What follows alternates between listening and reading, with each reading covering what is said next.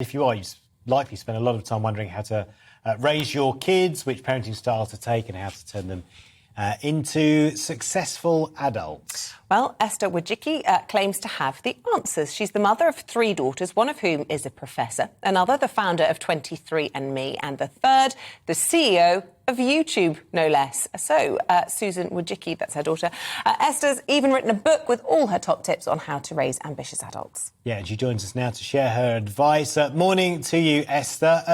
I'm interested in the word success. I'm interested in the word successful because it feels like that puts a lot of pressure on children and it's quite a subjective term. Well, thank you for asking that question. So I think successful means in my book that the child or the adult at this point feels supported in whatever their goal is or their passion is in life. So they don't necessarily have to make a bundle of money. They have to feel like they are living what they want to live and that they are supported emotionally and have enough money to, have a car and a house and whatever else is necessary. So yes, there's a picture of all 3 of my daughters, Susan, Janet, and Anne. Yeah. And needless to say, as a mother, I'm very proud of them. What I'm doing these days is trying to help everybody have successful kids or adults. So by successful, you're saying they are happy with who they are, and as long as they have enough to live a happy life, then that's all that matters. Right. Well, they're doing something that actually makes a difference to them. So, a passion of some kind that they are able to pursue, and they feel supported in that passion. And most people actually today are working at jobs that they don't like at all.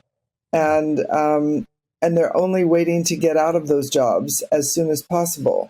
And so the goal would be really to have people do kinds of jobs where they actually care about what they're doing and it somehow improves the world.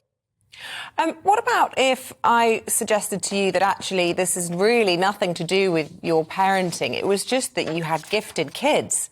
I mean, I as a parent, I look around at a group of, children, and I often can see parents that have got an easy gig. Their kids want to learn. They sit at the front of the class. They're eager. They're hungry. They're everything every parent wants in their child. And then you've got parents who've got difficult children for whatever reason it might be, who don't want to read the book. They don't want to do it. They just want to sit and watch the TV.